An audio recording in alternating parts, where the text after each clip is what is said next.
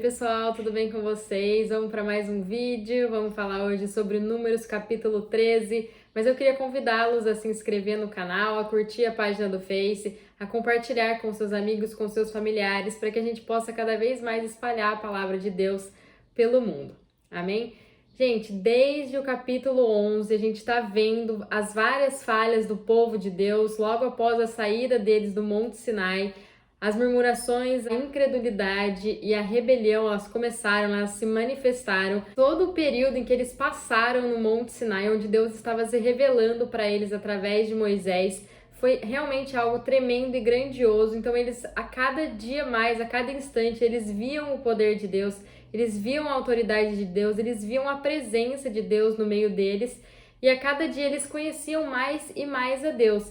Como nós falamos, Deus ele não escolhe pessoas perfeitas para serem o seu povo, né? Ele escolhe pessoas imperfeitas para que junto com ele, através deles, essas pessoas pudessem ser aperfeiçoadas até chegar ao ápice da economia de Deus, onde o Espírito Santo viria morar dentro de nós e ele pudesse fazer a obra completa, onde não mais viveríamos nós, mas Cristo viveria em nós. Logo depois de aceitar Jesus, nosso espírito é regenerado, a vida de Deus entra em nós e nós nos tornamos morada do Espírito Santo, mas a nossa carne, que é a alma e o corpo, ela não nasce de novo, ela precisa ser transformada. A vida que já está em nós precisa fluir, precisa transbordar para todo o nosso ser, para então começarmos a manifestar essa vida. E isso ocorre quando a gente abre espaço para o Espírito Santo agir. De nada adianta a gente ter o Espírito Santo e a gente ficar prendendo ele. A gente precisa deixar ele fluir, a gente precisa dar espaço e liberdade para ele agir, porque ele não vai agir sem a nossa permissão. Nós precisamos nos esvaziar, abandonar muitas vezes as coisas que a gente não quer abandonar para que ele cresça em nós. Porque uma coisa é estar na videira e a outra coisa é a videira estar em nós. E é isso que transforma a nossa carne, é Cristo em nós, é Ele vivendo através das nossas vidas. Todas essas passagens aqui que a gente vem vendo na palavra de Deus, elas estão aqui para nos revelar de que o homem, por mais que ele conheça o Senhor, veja todos os feitos de Deus, ele não muda de uma hora para outra. Nós precisamos passar por esses processos, dar liberdade para o Espírito Santo agir em nós, porque senão, por mais que a gente tenha vida em nós, se a gente não abrir espaço para ele, ele vai ficar só guardadinho lá, ele não vai fluir e a gente vai continuar agindo como se a gente estivesse mortos espiritualmente, como se a gente não fosse morada do Espírito Santo. Gente, uma coisa que é válido ressaltar é que apesar deles conhecerem a Deus, a mentalidade de escravo deles ainda estava enraizada, porque uma coisa é estar no Egito e outra é agir contra os pensamentos e a cultura egípcia que fica grudado dentro de nós. Então eles saíram do Egito, eles conheceram a Deus, mas eles ainda não haviam deixado para trás, quebrado essas correntes, esses pensamentos egípcios, porque isso envolve transformação e isso não ocorre de uma hora para outra. Essa transformação, ela é gradativa. Então, mais uma vez, a gente chega à conclusão de que somente Cristo muda o homem, somente Ele em nós, porque a gente pode conhecer Ele, a gente pode saber do poder e da autoridade que Ele tem, mas se a gente não aceita Ele, se a gente não aceita a sua obra, e se Ele não vem morar em nós, se o Espírito Santo não vem habitar em nós, a gente vai continuar com a mesma natureza pecaminosa que a gente carrega como herança de Adão. Mas em Cristo, nosso Espírito nasce de novo e a nossa carne vem sendo transformada através dos processos de nos diminuir, de nos esvaziar, para que Ele cresça e Ele transborde em nós. Amém? Vamos para a leitura do capítulo então. Disse o Senhor a Moisés: envia homens que espiem a terra de Canaã, que hei de dar aos filhos de Israel. De cada tribo de seus pais envia um de seus líderes. Então, ao se aproximarem da terra prometida, Deus ordena a Moisés que ele enviasse homens para fazer o reconhecimento da terra que ele havia dado para eles por herança aos descendentes de Israel, né? Aos descendentes de Jacó. Óbvio que Deus sabia qual seria o relatório dos espias, mas todo o povo, até mesmo os 12 que foram enviados, eles não sabiam que apesar de tanto tempo com o Senhor, apesar de tanta revelação da parte de Deus, de tanta demonstração do seu poder, da sua autoridade, a incredulidade ainda estaria presente na vida deles. Porque uma coisa é estar com Deus e outra é se relacionar com Deus. Se eu estou com Deus, eu apenas estou e eu não faço mais nada do que apenas estar lá.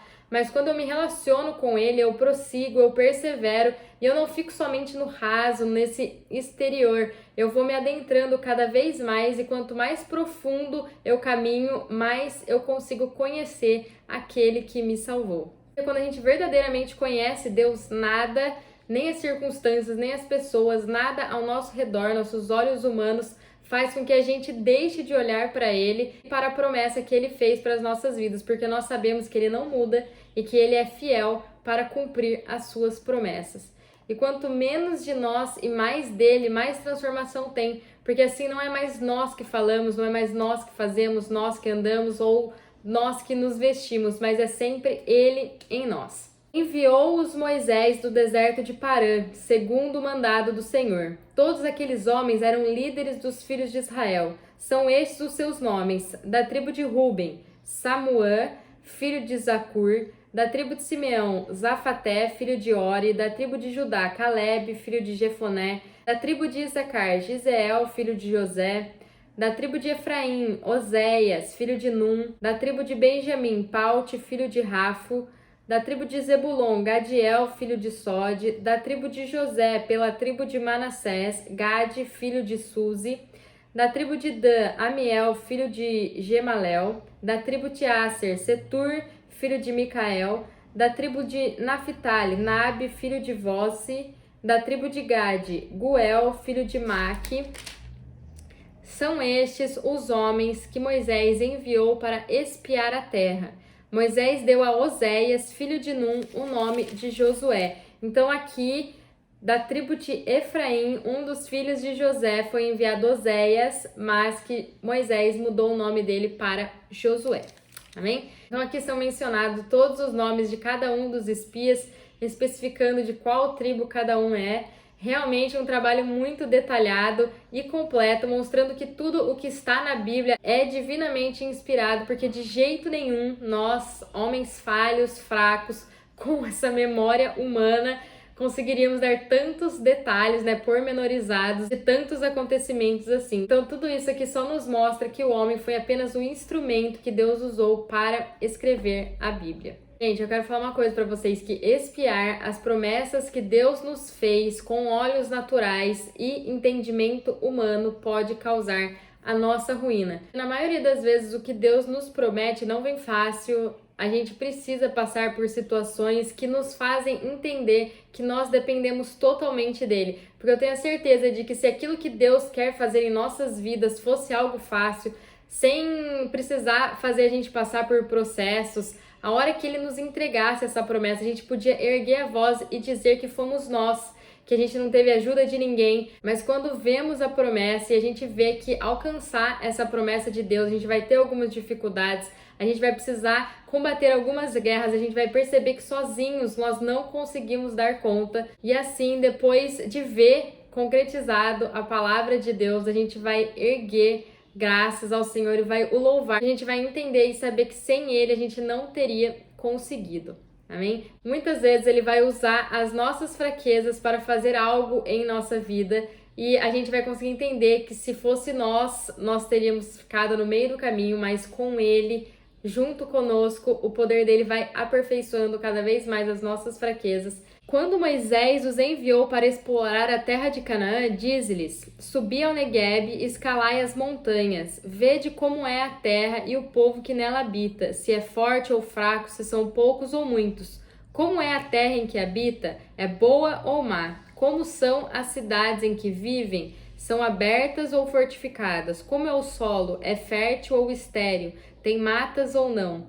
Esforçai-vos e trazei do produto da terra. Era o tempo das primícias da uva.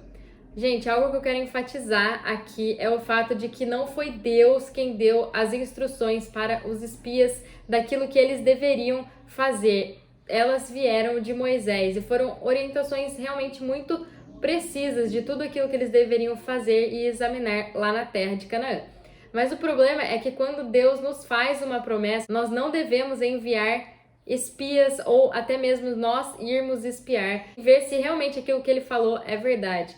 nós devemos confiar nele e olhar somente para ele. Porque assim como eu disse, quando nós temos promessas de Deus ou até mesmo ele caminhando conosco, não significa que a gente não vai passar por guerras ou por situações difíceis, mas significa que ele caminhando com a gente, nossa vitória já é mais do que garantida, independente daquilo que a gente possa enfrentar, porque nós não estaremos sozinhos. E quando Deus libera uma palavra na nossa direção, a gente tem que ter a certeza de que ele é fiel e de que ele se compromete com aquilo que ele fala e que isso irá se cumprir nas nossas vidas. Amém? Assim subiram e espiaram a terra, desde o deserto de Zin até Reob, a entrada de Amate. Subiram através do Negueb e vieram até Hebron, onde viviam Aimã, Sesai e Talmai, filhos de Enaque.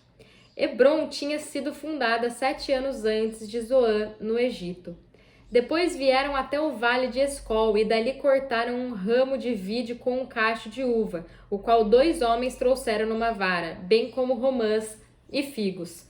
Chamou-se aquele lugar o Vale de Escol por causa do cacho que dali cortaram os filhos de Israel. Então, gente, eles fizeram exatamente o que Moisés havia orientado, e aqui a palavra nos mostra, nos enfatiza esses 2 lugares pelos quais eles passaram. Então, um lugar era onde os filhos de Enaque habitavam, eles eram gigantes, eles tinham uma estatura maior do que a dos israelitas, consequentemente eram mais fortes fisicamente do que eles. E o segundo lugar aqui mencionado é o Vale de Escol, onde eles encontraram um cacho de uva gigante, realmente mostrando a prosperidade do lugar, de que esta terra era realmente aquilo que Deus havia falado para eles, né? Que essa terra realmente era uma terra muito farta, que manava leite e mel. Eles tinham nas mãos 2 situações, que eles não deveriam olhar com olhos naturais, mas com os olhos da fé. Com relação aos gigantes, eles não deveriam ter levado em consideração a altura e nem mesmo a força dos seus adversários, mas eles deveriam ter declarado que, independente de qualquer coisa, o Senhor era com eles, que sozinho eles não conseguiriam, mas com a ajuda do Senhor a terra já era deles, assim como Davi fez ao enfrentar Golias. Ele via, né, o gigante, toda aquela armadura deles, mas ele declarou: você pode vir até mim com tudo isso, mas eu vou no nome do Senhor. Então eles deveriam ter essa mesma atitude que Davi teve. E com relação ao cacho de uva, era realmente uma prova da fidelidade de Deus, de que a terra era exatamente como Deus havia dito para eles e de que ele entregaria esse lugar para os israelitas como havia prometido. Então eles deveriam ter focado seus olhos na palavra de Deus, na promessa de Deus e não nas dificuldades nem nos adversários, porque aquele que estava com eles era maior do que qualquer situação que eles poderiam enfrentar. Isso também acontece nas nossas vidas. Quando a gente tem uma palavra da parte de Deus, a gente não pode nos deixar levar pelas circunstâncias aos nossos redores, aquilo que a gente vê com os nossos olhos naturais, sejam um empecilho ou até mesmo enfraqueçam a nossa fé e nos fazem tirar os olhos da promessa de Deus. Mas muitas vezes isso não é fácil, porque quando a gente vê uma situação difícil na nossa frente, é da nossa natureza realmente buscar resolver ela com a força dos nossos braços, sem depender da ajuda de ninguém. A gente sempre vai tentar dar um jeitinho, né? Exatamente assim como nós brasileiros, sempre tentando dar um jeitinho. Mas ao fazer isso, ao se basear na nossa força, a gente vai entender que não tem jeito, a gente vai olhar para a situação e a gente não vai achar nenhuma maneira de resolver ela. Somente o Senhor pode dar um jeito. E o que o Senhor quer são pessoas que apenas confiem nele, que entreguem todos os seus caminhos para ele. E apesar das dificuldades e circunstâncias da vida, isso não nos abale, porque nós estamos firmados na rocha que não muda e que não oscila. Ao fim de 40 dias, voltaram de espiar a terra. Vieram a Moisés, a Arão e a toda a comunidade dos filhos de Israel no deserto de Parã, a Cádiz, deram-lhes conta a eles, bem como a toda a comunidade, e mostraram-lhes o fruto da terra. Então, depois de 40 dias, né, os 12 espias voltaram, se ajuntou toda a comunidade, se ajuntou Moisés, se ajuntou Arão, e ali começaria o discurso da incredulidade, que faria com que a bênção e a promessa da vida deles atrasassem. Relataram a Moisés o seguinte: fomos à terra a que nos enviastes, nela verdadeiramente manam leite e mel, esse é o seu fruto. Então, estou imaginando eles mostrando aquele cacho de uva gigantesco para eles. Realmente provando a fidelidade de Deus. O povo que habita nessa terra, porém, é poderoso e as cidades fortificadas e muito grandes. Também vimos ali os filhos de Enaque. Os amalequitas habitam na terra do Neguebe, os heteus, os jebuseus e os amorreus habitam na parte montanhosa, e os cananeus habitam junto ao mar e ao longo do Jordão. Esses versículos nos relatam o relatório negativo que a maioria dos espias proclamaram na frente dos israelitas. Então, onde ao invés realmente demonstrarem toda a sua confiança no Senhor e na sua promessa, relatando, né, que a terra era boa, eles relataram isso, mas eles focaram no negativo. Então, eles focaram que havia pessoas poderosas, que eles eram grandes, que eles eram fortes, que as cidades eram muito bem protegidas. Eles não focaram na promessa de Deus, eles não focaram na fidelidade do Senhor. Então era como se eles estivessem dizendo assim, olha, a terra é realmente maravilhosa, ó, Deus não estava mentindo, mas a gente não tem força suficiente para conseguir conquistar, porque o povo que habita lá é forte, porque as cidades são bem protegidas. Ao invés deles focarem no positivo, eles focaram no negativo. Eles viram que Deus não estava mentindo para eles, mas eles não creram que aquele que tirou eles do Egito e fez tudo o que fez durante todo esse tempo que eles ficaram no Monte Sinai, poderia e guerrearia por eles e derrotaria todos os povos que estavam na terra deles por herança. Então Deus queria fazer eles entenderem que sozinhos não era possível, eles não conseguiriam sozinhos, mas que com o Senhor, caminhando com o Senhor, entregando e confiando nele, todas as coisas eram possíveis. Então, ao olharem com seus olhos naturais, eles realmente não viam jeito nenhum deles conseguirem conquistar a terra que Deus havia prometido, mas eles se esqueceram que Deus já havia guerreado por eles antes e que Deus estava no meio deles e que era Deus que iria entregar essa terra para eles. Eles não deveriam fazer nada, eles só deveriam confiar no Senhor e obedecer a sua palavra. Então Caleb fez calar o povo perante Moisés e disse: subamos animosamente, possuamo-la em herança, pois certamente prevaleceremos contra ela. Olha a declaração de Caleb. Sempre haverá um remanescente que se mantém fiel a Deus, independente daquilo que os olhos naturais estão vendo. Caleb e Josué foram os únicos do grupo dos espias que declararam a sua confiança em Deus e falaram que apesar de tudo que eles viram, o Senhor cumpre aquilo que promete, que eles poderiam ir alegremente, que o Senhor entregaria para eles a terra prometida. Eles realmente olharam com os olhos da fé, olharam para além das circunstâncias, além do natural. E isso é realmente um aprendizado para nós, que a gente possa olhar as promessas de Deus para as nossas vidas e ter certeza de que elas irão se cumprir, mesmo se aquilo que os nossos olhos naturais não estejam vendo ou até mesmo nos dizendo não, isso é impossível. A gente deve confiar e olhar além do que as circunstâncias estão nos mostrando. A gente sabe que os olhos são a janela da alma e que a nossa alma precisa ser transformada pela palavra de Deus.